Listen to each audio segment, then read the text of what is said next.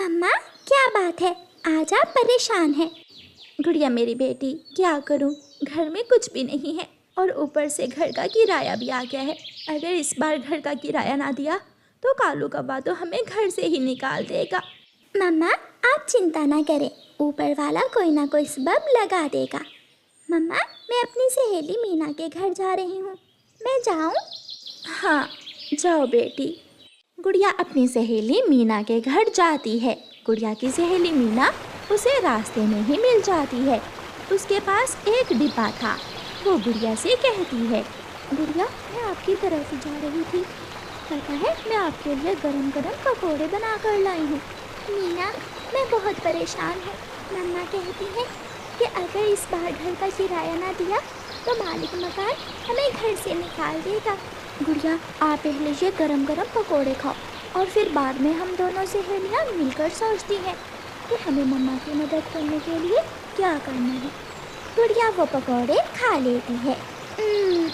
मीना ये पकौड़े तो बहुत स्वादिष्ट हैं। मैंने बनाए हैं ये सब्जियों वाले पकौड़े, जो एक बार खाता है बार बार मांगता है। आइडिया। मीना मेरी सहेली, क्यों ना हम दोनों जंगल में एक ठेला लगाएं और ऐसे सब्जियों वाले पकौड़े बना कर बेचना शुरू कर दें। अगर तुम इस काम में मेरा साथ दो तो मैं तैयार हूँ। तो फिर आज से ही काम शुरू करते हैं। मुझे क्या करना होगा? गुड़िया तुम घर से प्याज और बेसन ले आओ और मैं सब्जियाँ काट कर ले आती हूँ। घी और कढ़ाई भी मेरे पास है। गुड़िया घर जाती है। मम्मा क्या घर में बेसन है? बेसन नहीं बेटी, बेसन नहीं, चने की दाल पड़ी है। लेकिन तुम करोगी क्या?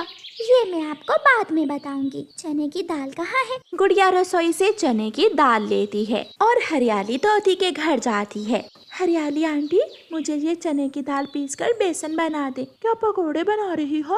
आंटी मैं और मेरी सहेली मिलकर जंगल में पकोड़ों का ठेला लगाना चाहती हैं। क्या हमारे पकोड़े बिक पाएंगे?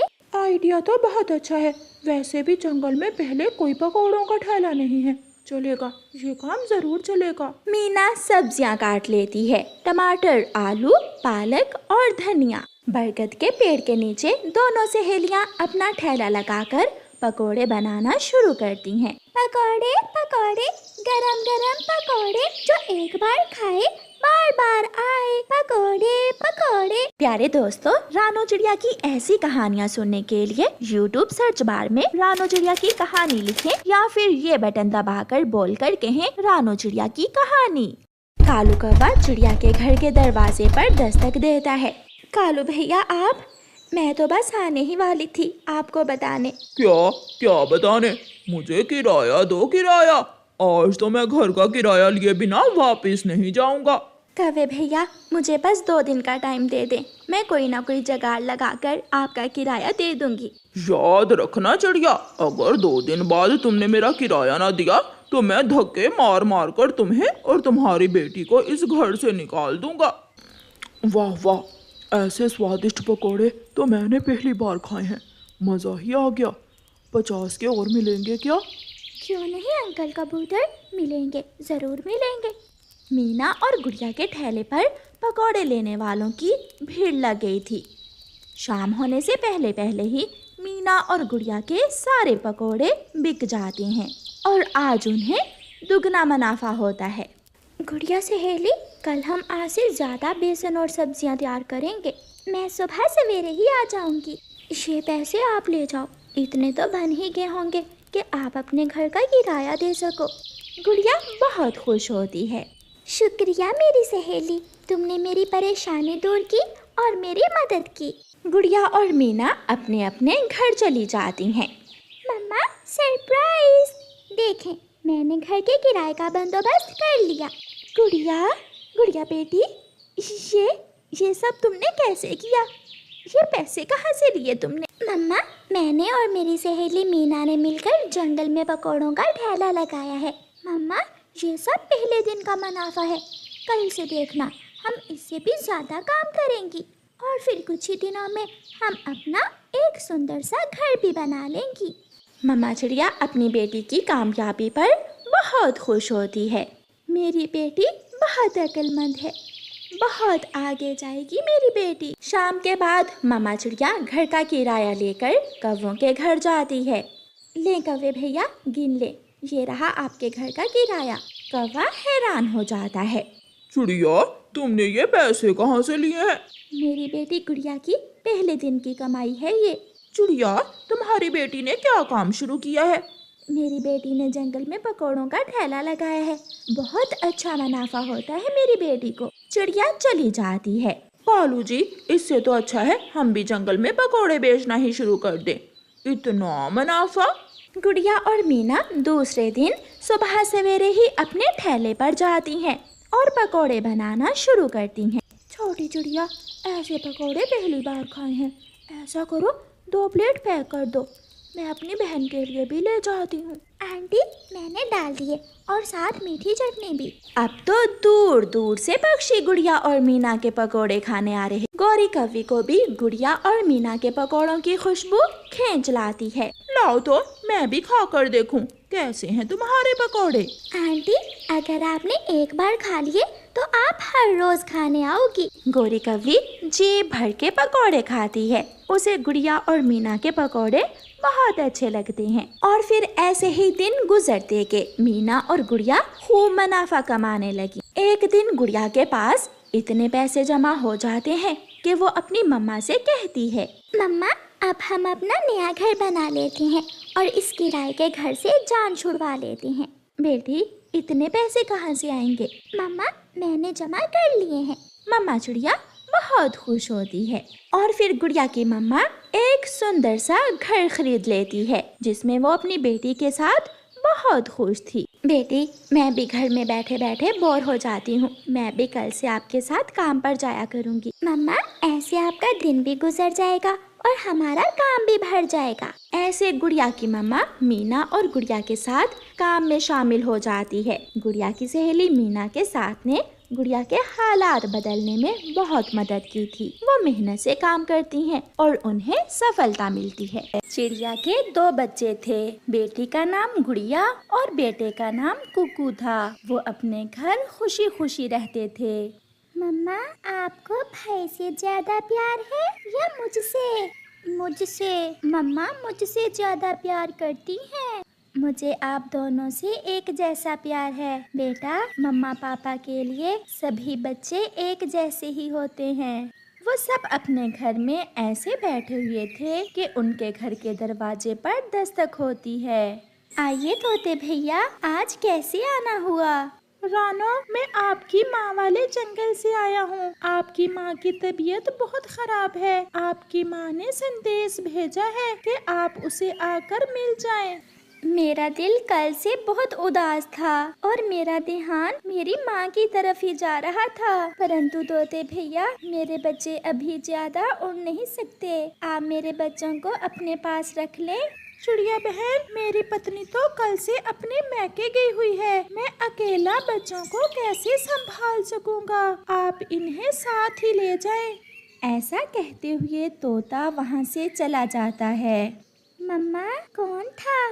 बेटा, आपकी नानो ठीक नहीं है, मुझे वहाँ जाना होगा। मम्मा, मैं भी साथ जाऊंगा। और मैं भी। पिछली बार भी भाई गया था, अब मेरी बारी है। वो दोनों बच्चे ऐसे लड़ रहे थे। बच्चों, आप ऐसे जिद ना करो, मैं पहले ही बहुत परेशान हूँ। फिर चिड़िया अपने दोनों बच्चों को साथ लेकर कौवे के पास जाती है जो उनका पड़ोसी था। कालू भैया, मेरी माँ बहुत बीमार है और मुझे माँ के पास जाना है। आप एक रात के लिए मेरे बच्चों को अपने घर में रख लें। इससे पहले कि कालू बोलता, उसकी पत्नी गौरी कहती है, चिड़िया बहन, चिंता न करें, मैं बच्चों को देख लूंगी। मैं इन्हें भोजन भी दे दूंगी और ये जग्गू के साथ खेल भी लेंगे। जाए आप चिड़िया बहन, पड़ोसी एक दूसरे के दुख सुख के साथी होते हैं। गुड़िया और कुकू बेटा, अपने अंकल और आंटी को तंग ना करना, कोई शरारत ना करना। और मम्मा, आप भी जल्दी आना। फिर चिड़िया अपने बच्चों को कौवे के पास छोड़कर चली जाती है। मम्मा, आपने इन्हें मेरे घर में क्यों आने दिया? नहीं बेटा, ऐसा नहीं कहते। ये हमारे पड़ोसी हैं, कभी हम पर भी मुश्किल समय आ सकता है। आप ये अंगूर खा लें, गुड़िया और कुकू को भी देना। मैं और आपके पापा आपके लिए भोजन लेकर आते हैं। कालू कौवा और गोरी कौवी भोजन लेने चले जाते हैं। भैया, मुझे भूख लगी है। जग्गू, गुड़िया को भूख लगी है, थोड़े से अंगूर गुड़िया को भी दे दो। चल भाग यहाँ से, इन अंगूरों से तो मेरा ही पेट भरेगा। फिर जग्गू कौवा, जो बहुत शरारती था, गुड़िया और कुकू को दिखा दिखा कर अंगूर खाता है और उन्हें थोड़े से भी अंगूर नहीं देता। बेटी, कल से बुखार है और शरीर में बहुत दर्द है। माँ जी, मुझे तो तोते भैया ने आपका संदेश दिया। कुकू और गुड़िया कहाँ हैं? माँ जी, मैं उन्हें कालू और गोरी के पास छोड़ कर आई हूँ। रात हो जाती है। कौवा और कौवी भी भोजन लेकर घर वापस आ जाते हैं।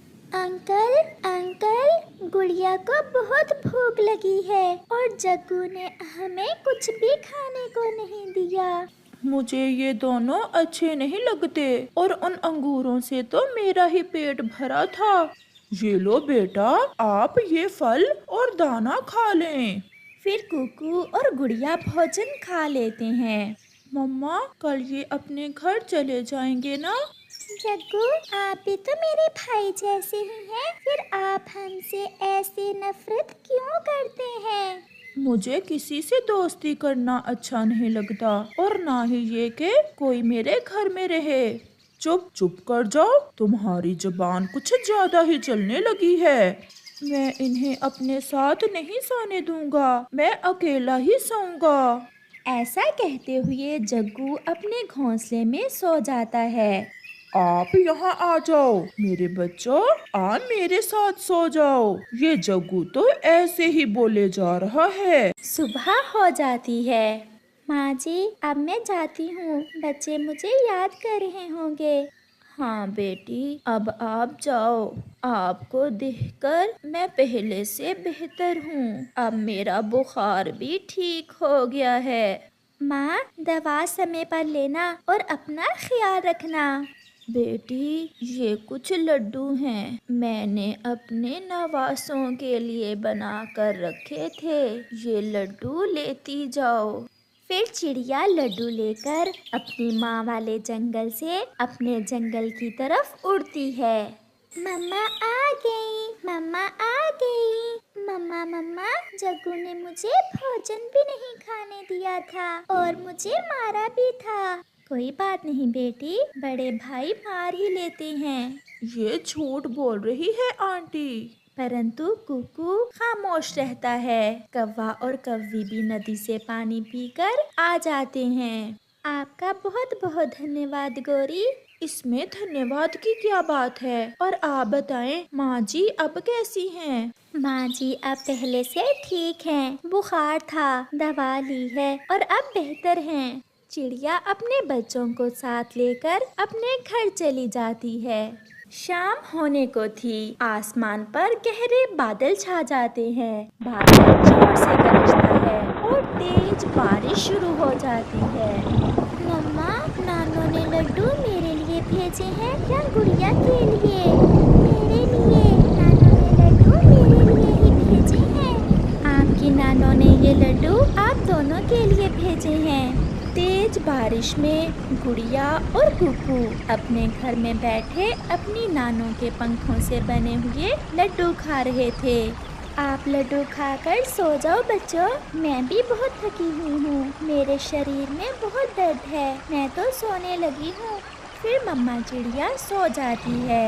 कुकू, ये जग्गू कितना बुरा है, किसी से दोस्ती नहीं करता, सबको मारता है। नहीं गुड़िया, मम्मा कहती हैं किसी को बुरा नहीं कहते और जो आपके साथ बुरा करे आप उसके साथ भी अच्छाई करो।